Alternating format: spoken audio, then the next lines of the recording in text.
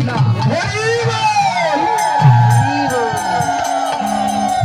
যে চরণের ধুলা এই অঙ্গে পড়লে মা এই তাপিত প্রাণটা শীতল হয়ে যায়।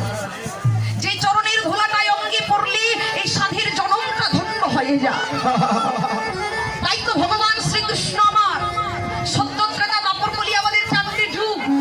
সত্যত্রেতা দাপরে ভগবান শ্রীকৃষ্ণ আসলেন রাজ সিংহাসনে বসে রাজত্ব করবার জন্য, তাই না মা?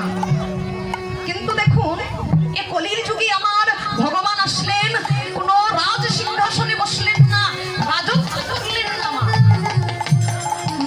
ভগবান আমার আসলেন এই কলির যুগে ভক্ত সেজে।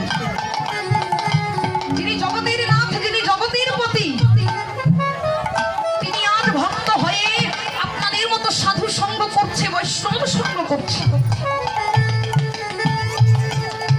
সত্যত্রেতা দাপরে ভগবান যখন রাজ সিংহাসনে বসে রাজত্ব করলেন, ভগবান বুঝলেন না সঙ্গ করলে ভক্তির কেমন আনন্দ হয়, কেমন প্রেমের উদয় হয়।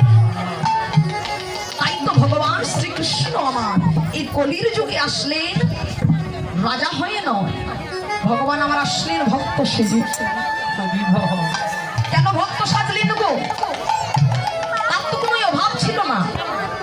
এই যে মায়েরা হরি বল,